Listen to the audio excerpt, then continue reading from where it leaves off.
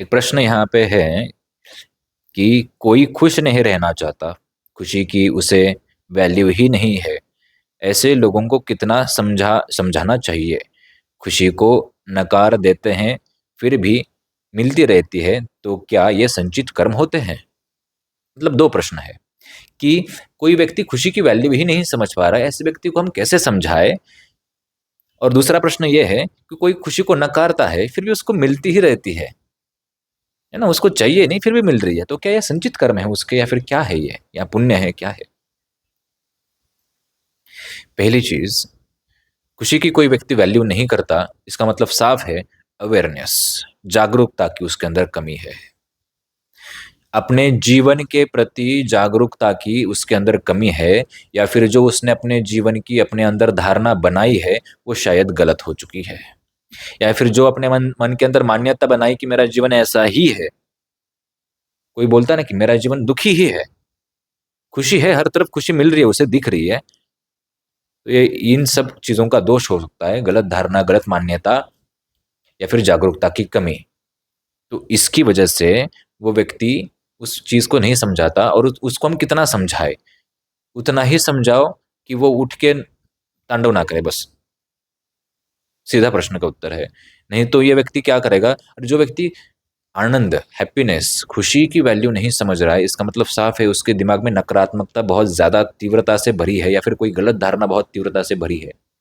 और ये प्रश्न बहुत से लोगों का है, बहुत से लोगों के घर में ये हो रहा है, 50, 70, 80% लोगों के घर में यही होता है कि कोई एक ना एक व्यक्ति ऐसा है कि जो इस चीजों को समझता नहीं। आप लोग बोलते हैं ना कि मेरे घर में ये सदस्य हैं, इतना भी करो, ये समझते ही नहीं, बोलते हैं ना हम ऐसा। ऐसे व्यक्ति की मूर्खता इतनी आई होती है कि उसको समझाना लगभग मतलब असंभव की ओर हो जाता है। उसको इतना ही समझाओ कि बाबा वो घर में कोई उत्पात ना मचाए, बस व्यवस्था ना बिगाड़ दे, इतना ही समझाओ, उससे ज्यादा मत समझाओ, क्योंकि वो अपनी बुद्धि को चालना ही नहीं दे रहा है। एक बार समझाने के बाद, दो बार समझाने के बाद, है ना, ये तो ऐसा है कि तुम किसी चीज को दरवाजे के अंदर से फेंक रहे हो, दरवाजा खोल ही नहीं रहा है, दरवाजे से टकरा के वापस वही गिर रहा है। दरवाजा खोलेंगे तो अंदर जाएगा ना। और दूसरा प्रश्न क्या था कि खुशी को नकार देता है फिर भी मिलती है, ये क्यों होता है? क्या पुण्य है उसके, या कोई कोई संचित कर्म है उसका, या क्या है? जी हाँ, जरूर है। पुनर्जन्मों का कुछ संबंध है, जो आज तक चला आ रहा है। बैठे बैठे सब मिल रहा है, आनंद खुशी मिल रही है, फिर भी उसको नहीं चाहिए, या फिर नकार रहा है। ठीक है। और ये सिर्फ खुशी के वजह, खुशी के सब्जेक्ट के लिए नहीं होता, ये धन, सुख, शांति, समृद्धि सब चीजों के लिए होता है।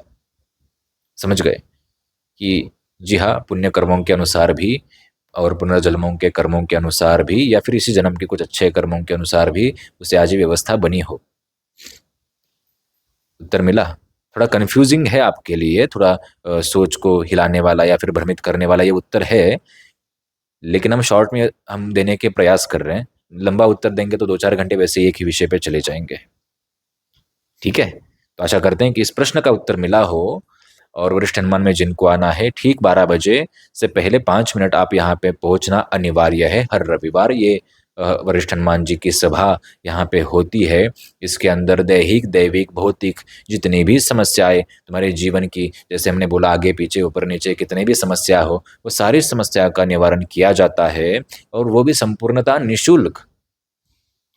ना होम हवन पूजा पाठ विधि विधान के नाम पे कोई शुल्क नहीं लिया जाता, क्योंकि हम सत्य के साथ आगे बढ़ रहे हैं, ना कि हम किसी को प्रभावित करना चाहते हैं, और ना ही किसी को कुछ आडंबर में डालना चाहते हैं। आपको जान के आश्चर्य होगा कितने तो लोगों को हमने वापस भेजा कि जाओ, तुम्हारे पर कोई नकारात्मक ऊर्जा नहीं है, कोई तुम्हें समस्या नहीं है, तुम्हें मेडिकल हेल्प की, डॉक्टर की ज़रूरत है, तुम्हें योग की ज़रूरत है, कितने तो लोगों को हमने वापस भेजा। और जिसको समस्या है उसको बोला कि तुम्हें हाँ है समस्या। ये है वरिष्ठ हनुमान जी की सभा। ठीक है। तो जैसे भी समस्या हो निवारण किया जाता है, लेकिन इसके लिए आपको क्या करना है? इसके लिए यहाँ की एक प्रक्रिया है कि यहाँ पे अर्जी लगाने का एक विधान होता है। नारियल की अर्जी वगैरह लगाते हैं, वो कैसे लगानी है इसी चैनल में आप नीचे थोड़ा जाएंगे, वीडियोस 50-60 वीडियोस नीचे, तो आपको वीडियो मिल जाएगा कि अर्जी लगाने का विधान आदि सब प्रक्रिया दिखाई जाएगी। दुनिया के किसी भी कोने में हो, बैठ के अर्जी लगाओ, मान्यता ऐसी है। दावा नहीं, मान्यता ऐसी है कि अर्जी लगाने के बाद प्रत्यक्ष में बंदर के वानर के दर्शन होते हैं, प्रत्यक्ष में।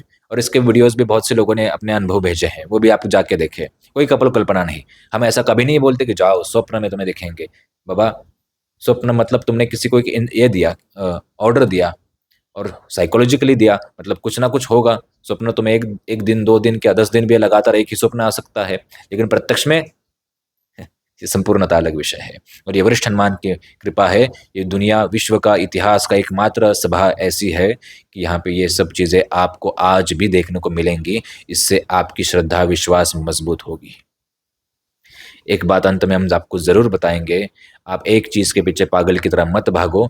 आप सिर्फ माला दिन भर लेके बैठोगे, कुछ नहीं होगा, सनातन आगे नहीं बढ़ेगा। आपको ज्ञान लेना पड़ेगा, जितना तुम्हें संभव हो उतने मंत्र सीखो, विद्या सीखो, गुरु का सानिध्य करके। एक जीवन में तो सारी चीज़ें संभव नहीं है, लेकिन कुछ तो सीखो और आगे बढ़ाओ, तभी जाके हम आगे बढ़ पाएंगे। वरिष्ठ हनुमान की जय। राम।